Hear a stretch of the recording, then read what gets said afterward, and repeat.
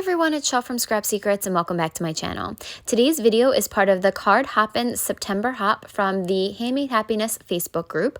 And our theme for this month was nature. The techniques were the napkin technique or the collage technique. And I'm going to do collage. So I picked out some papers from Fawn. These are ones that I got free with some purchases. I picked out some Concord and Ninth dies. I'm not going to end up using that stamp set, and I don't end up using all the dies, but I pulled them out because I thought they went well with what I had picked. The paper pack is called Fawn, and it's from AC Moore, so it's no longer available, but this paper is from it, and I wanted to cut out that small pumpkin because part of collage is cutting out things from magazines or papers. You can use books. There's so many different ways that you can do collage. You could Mod Podge it. Like I said, there's just a ton of different ways. So this is completely out of my comfort zone. I have never done a collage card before. I've never done a napkin card before either, but I didn't have any napkins, so I thought that I would go with this. So you guys are going to have to let me know in the comments below if you think that I hit the technique, and let me know how I did because, again, first time I've ever done this. So I took a piece of 10 by 7 craft cardstock, scored it at 5, and we're going to do a 5 by 7 card, and I'm using the MFT Radiating Halftone background stamp set with some MFT Kraft ink to put a little bit of a pattern on the back. I wanted to have something behind the collage because I didn't want the whole thing to be collage. So I'm going to go back into some spots that I missed and just add some texture. You could definitely go over the paper with some of it, and there's a happy accident that you'll see in a couple of minutes that I did. So I'm picking a couple of the pieces of 6 by 6 paper, cutting them down, just tearing them off with my hands and just, whatever shape. That kind of looks like a curtain to me. So I was just tearing pieces, trying to make sure that I didn't get all edges. In a minute, I'll realize that that's what I did was I had a lot of the edges. So I'm going to tear some pieces off. So kind of you see the white core of the paper. And I'm just going through and tearing these off. And then I'm using some craft glue that, the kids glue that you get, and this is the Target brand.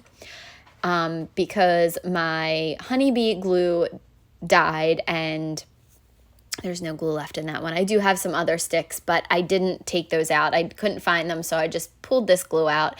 It is a little bit thicker, so the cardstock does get a little bit wet. I probably would cut this off and put it onto another 5 by 7 card base if I was going to give this to somebody.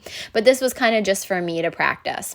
So while I am going through and gluing these pieces on after I tear them apart, I'm going to tell you a little bit about Handmade Happiness. So it's a Facebook group that was started by a woman named Courtney to help us come together and for a place to start hops, which is where the card hopping group came from, to share projects, to share ideas.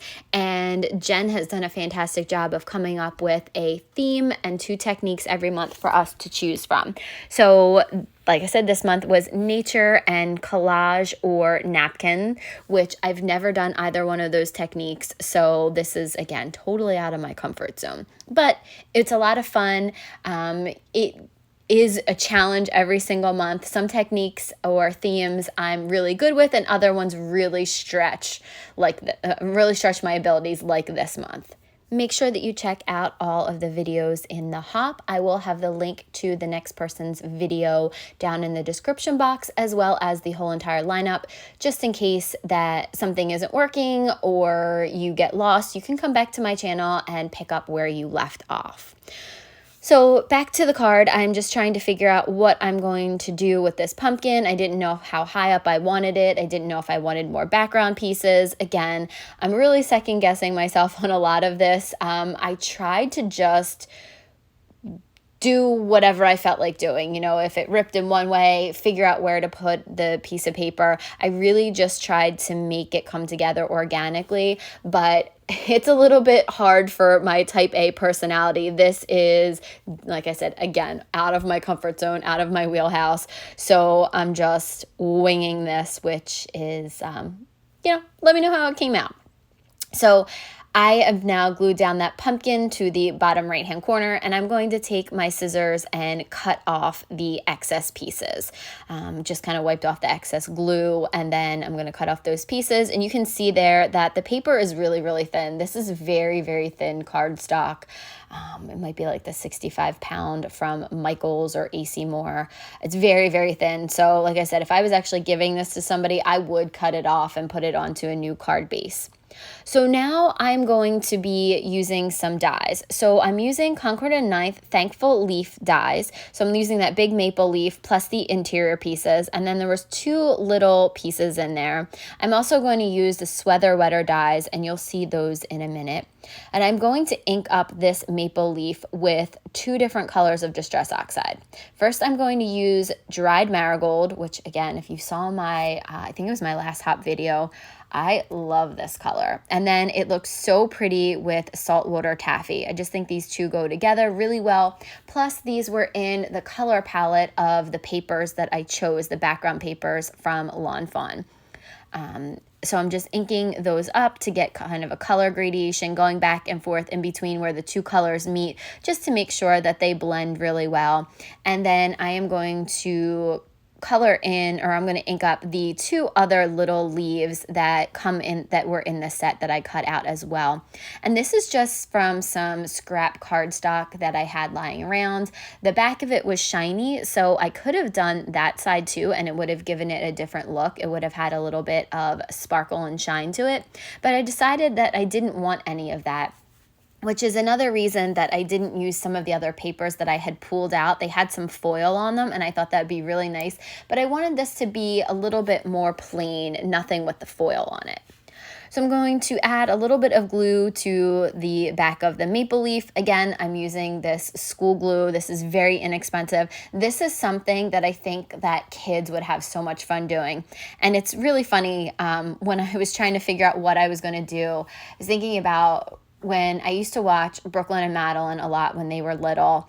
And one of the things that they just couldn't get enough of was I took scrap paper and they just tore it up and glued it to a piece of paper. It would honestly keep them busy for hours, and they loved it. And I'm thinking, why? I just never understood it. And now doing this project, I kind of get it. I kind of get why they loved doing it. And they loved to just pile paper on top of paper. They would have like an inch thick paper stack from all of the scraps that they glued on there. But this is a really fun technique. If you've never tried it, I urge you to try it out, because it, you can do a lot of different things with this. And again, mine is much more simplistic. So you could do many more layers. If you also see the happy accident that I think I talked about in the beginning, there's one sheet of paper that I accidentally laid on top of that background stamp that I used, and it got some of the texture on there, and it was a happy accident because it looks so cool. And I don't know if you can really see it. I think it's kind of in the maple leaf, kind of where my hand was. Yeah, if you look at the bottom right of the maple leaf, you can kind of see the dots in there. It's the same dots as the background. So you could go over these layers with background stamps, cut out dies. There's so much you can do. So the die set that I'm using right now is Concord and Ninth. It's that Sweater Weather die that I told you that we were going to use, and I just cut it out, and it cuts out the letters. My original intention was to cut out a block, but again, I used that scrap paper and there actually wasn't enough room. If you look at the left-hand side of the screen and you see that's the R in the sweater, it cut out right by where the maple leaf was, so it almost cut off that R, and I couldn't cut around it to be a bubble because I wanted it to be the negative pieces so that you would see the pattern paper through the words. But I decided that this was fine. I wasn't going to cut it out again. I really didn't have any more scrap paper, as you can see to the right. I just wanted to make it work. So I thought this was really cute. Again, I'm not giving this card to anybody. This is kind of just a practice technique for me. So once I have all those letters glued down, I should have waited for them to dry before I did this next step, but I knew that I wanted to do this and I was kind of impatient. So I went in with some craft ink and a blending brush, and I went all around the edges. And you'll see at one point I put a little bit too much of the craft on there, and it also starts scooting some of the letters around because I hit them and they weren't dry. So I tried to be a little bit more careful. But if you see right there, I have a little bit too much of the craft, but it gives it a little bit of a distressed look.